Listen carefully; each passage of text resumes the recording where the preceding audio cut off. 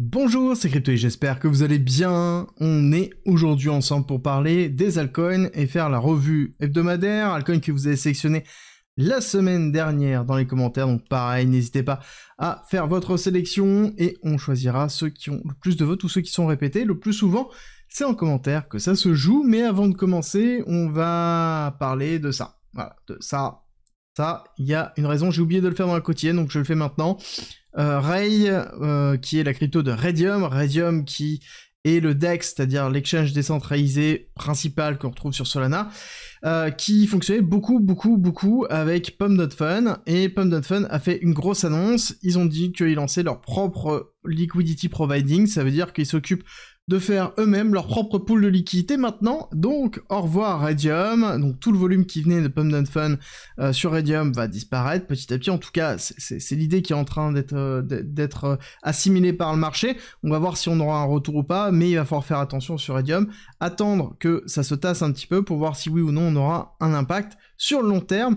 Mais c'est vraiment la décision de Pump.Fun qui a entraîné ça, et ce qui est plutôt logique par la suite, parce que tout simplement, à un moment donné, au lieu de passer par un prestataire, si c'est la plateforme qui fait la majorité du volume, à un moment donné, il faut faire soi-même ses propres liquidités pour garder un maximum des revenus. Alors par contre, moi, ce qui me gêne un peu, c'est que Pump.Fun, ils sont pas spécialisés pour laisser dans l'écosystème crypto. C'est quelque chose qui tire beaucoup de liquidités de l'écosystème crypto, et donc ça veut dire que les frais qui restaient sur Ray et qui étaient redispatchés à droite à gauche, bah là ça a pu être le cas, ça a pu être le cas du tout, donc je pense que ça sent pas forcément bon. Par contre pour Pump.Fun, ça sent plutôt bon sur le lancement d'un token, mais ça c'est pas le sujet d'aujourd'hui. On va parler altcoin, parce que altcoins sont plutôt en rouge sur ce début de semaine.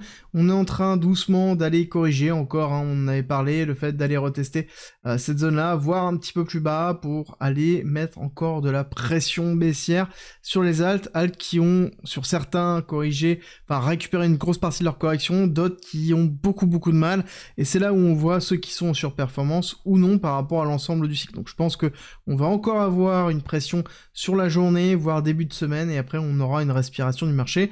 On voit bien au niveau du RSI que là on va retourner en dessous du 50 pour ensuite repartir, quelque chose que l'on a déjà connu dernièrement, donc on est exactement dans la même représentation avant de pouvoir avoir une respiration par la suite. Ça se voit aussi avec mon petit graphique habituel où on a BTC qui est de la ligne bleue ici, hein, qui est flat depuis 27 janvier, d'accord, qui est relativement plat. Quand on regarde, il y a très peu de volatilité hebdomadaire, beaucoup de volatilité intraday, et encore, ça peut se discuter. Mais sur les altcoins, on voit qu'à contrario, on a eu bien une hyper accélération jusqu'en décembre, grosse phase de consolidation, et là, malgré le fait que BTC est relativement flat, les altcoins sont dans une phase baissière, et c'est quelque chose qu'on avait déjà vu dans le Blue Flag, où on a été bloqué l'année dernière. Donc n'oubliez pas ce setup là, ça veut dire que plus on va rester dans le range, plus on risque d'avoir des momentum un peu compliqués au niveau des alts, et donc là il y a une réflexion globale à avoir et à bien sélectionner les alts qui sont en résilience. Et avant d'attaquer l'analyse des cryptos que vous avez sélectionnés, en commentaire en description vous avez un lien qui vous permet de vous inscrire à une communauté privée gratuite, vous avez la formation, et vendredi 28 février à 20h, j'y donnerai un live sur l'ensemble de l'écosystème, où on en est concrètement, qu'est-ce qui se passe au niveau du bullrun, bref, je reviens en long, en large et en travers sur ce cycle et comment en profiter un maximum, quelle est ma vision. Ce sera sur la communauté privée gratuite uniquement, donc je vous invite à vous inscrire pour en profiter ce vendredi à 20h. On avance avec Ondo qui quand même retrace malgré une surperformance qu'on avait pu avoir. Donc là on a la deuxième phase de respiration qui est liée principalement à la libération du token. Donc on avait eu une contre-réaction au niveau de la libération du token. Là on voit qu'on a bien la respiration et on retourne dans la zone des 1$ tranquillement, donc où on a quand même pas mal de volume. On est en train de retourner dans le retest plutôt de la réaccumulation, donc la zone d'achat plutôt classique au niveau de Ondo, plutôt structurellement bon, j'ai envie de vous dire, surtout qu'on a des bonnes nouvelles. Ondo reste un des acteurs assez forts de cet écosystème, on commence à avoir Ondo Chain, bref, pas mal de bonnes nouvelles, et on retourne dans les 1$ à surveiller de très près. Dans les targets, on est toujours dans les mêmes targets, ça ne change pas, c'est-à-dire 1,618 dans les alentours de 3$, on peut aller chercher plus haut, avec les 4$, les 6$, voire encore plus haut, si jamais on a bien l'injection de liquidité qui se fait sur Ondo et le protocole en lui-même. Je pense que Ondo reste, pour moi, un des leaders phares du RWA, avec tout un écosystème entier qui a été construit, et des acteurs comme BlackRock, qui utilisent la plateforme de Hondo. Donc pour moi, on est sur un beau projet qui retrace. Encore une fois, il faut être patient, il faut bien gérer son risque et surtout son exposition. Exposition qu'on retrouve aussi avec Morpho. Morpho, vous êtes nombreux à me le demander, donc qui est une plateforme qui veut concurrencer AAV, alors un peu différemment bien évidemment, et il y a une grosse guerre qui a entre les deux. On a eu ici une très belle phase d'accélération avec un retest et un nouvel ATH. Ensuite, on est dans une phase de correction qui a été assez agressive hein, quand on regarde cette impulsion baissière jusqu'à ce niveau-là et qu'on regarde le retracement qu'on a eu par la suite, on voit qu'on s'est arrêté pile poil dans les 1 et les 1-1 d'extension de Fibonacci. Grosse zone de résistance, certainement la mise en place d'une accumulation. Le point crucial à maintenir, ça va être ici les 1,72 où on a certainement un gros support. Donc on risque d'aller retester ça, voire chercher un petit peu plus bas, peut-être les 1,4 avant de repartir. Si on regarde bien la zone d'accélération qu'on a pu avoir, on n'a pas forcément de grosses zones de support pure et dure, à part celle-ci. D'accord, on voit bien ici l'order block sur lequel on s'était appuyé.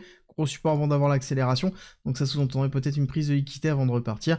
Donc pour moi ici ce sera une zone d'achat pour pouvoir aller chercher plus haut, à minima chercher les 3 $ pour aller combler ici cette imbalance, et si on casse bien et qu'on a bien un redémarrage de la coïncidence très fort, à ce moment on ira chercher plus haut avec une extension de Fibonacci plutôt classique hein, que l'on va retrouver sur ce type de projet, avec une extension qui va être relativement forte avec 5 $ en 1 et 1,1. Ensuite, on va aller chercher les 1,618 dans les alentours des 6,6 $, 9,6 $ pour les 2,618 et les 3,618. On va avoir les 12,7 $ en termes d'évolution. Donc ça ne change pas trop en termes de structuration des zones d'achat et des zones de vote au niveau de Morpho. Il faudra surtout surveiller les différentes parts de marché qui vont être effectuées, à savoir que Morpho aura certainement une très belle expansion si on a vraiment un narratif autour de la DeFi et beaucoup d'injections de liquidités.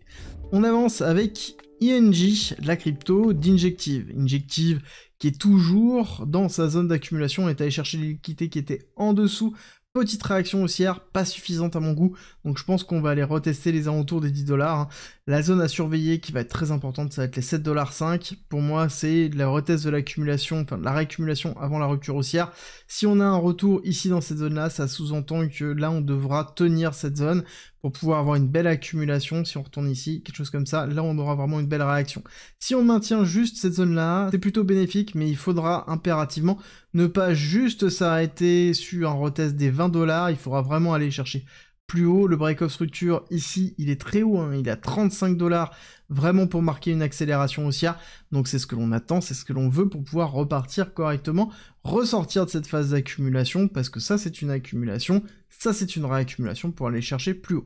Target, comme d'habitude, on va aller chercher les extensions de Fibonacci qu'on a l'habitude de voir sur INJ avec, hop, on va y arriver, tac, les 1 et les 1,1 dans les 66 $, on va aller chercher les 1,618 avec les 91 $, les 138 $ avec les 2,618 pour des belles perspectives. Encore faut-il qu'il y ait de l'injection de liquidité. On a INJ qui est en train d'essayer de restructurer toute son image de marque, de rebrander, de sortir de nouveaux produits, et donc on va voir comment le marché va se comporter par rapport à tout ça. On va voir maintenant AKT, la crypto d'Akash. Akash, d'Epine, plutôt sur l'écosystème Atom qui est en sous-performance par rapport aux autres d'Epine. On a eu une zone d'accumulation, on est en train de retourner sous la zone d'accumulation pour retester les 786. Ici pour moi on est dans les alentours des 1,5 $ comme zone vraiment de renforcement. Si jamais on est amené à casser cette zone-là, la prochaine zone, elle est dans les alentours des 1 $. Ça fait relativement balle, donc il faudra faire attention à son contrôle d'exposition. Ici, on est bien dans une forme de A, B, C que l'on pourra voir pour repartir derrière. On prend bien en considération qu'on est exactement dans un schéma où on a une pression baissière très forte et qu'on est sur un actif qui est en sous-performance.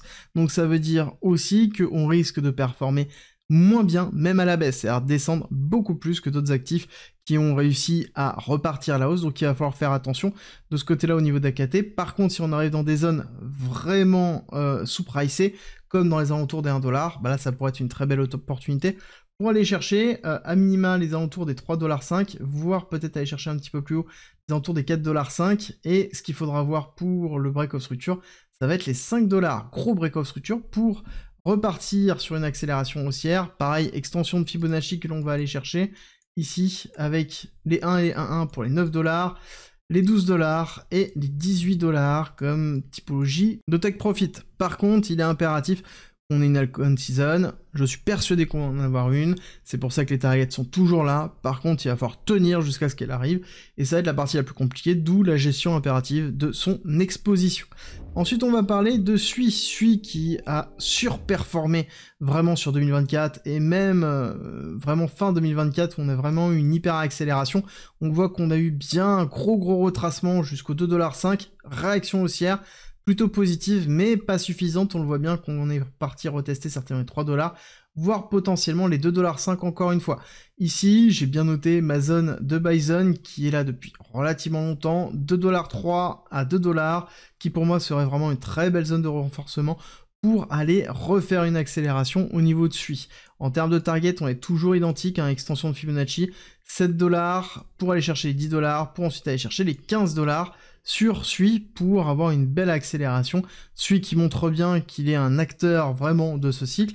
Alors oui, on est en train de retracer, oui, on va continuer à chuter, mais il y a beaucoup de capitulation qui est en train de se faire, beaucoup de personnes qui sont rentrées dans cette zone-là full exposée et qui sont pas à la capacité de pouvoir renforcer sur cette chute-là. Et malheureusement, on souffre de ça et c'est pour ça qu'on est en train d'avoir une grosse partie de liquidation. Maintenant, il va falloir prendre un maximum de recul, voir qu'on est encore dans une phase certainement de pression baissière sur les altcoins pendant au moins cette semaine, avant d'avoir peut-être la mise en place d'accumulation. Il faudra surtout avoir une bonne gestion active, si jamais on est bien dans une forme de bull flag ou de range temporaire, avec la mise en place de renforcement sur les parties basses et d'allègement dans les zones de réaccélération, et c'est quelque chose qu'on couvrira bien évidemment sur le groupe. Si ça vous intéresse, c'est en commentaire et en description, et nous, on se retrouve très vite pour une nouvelle vidéo.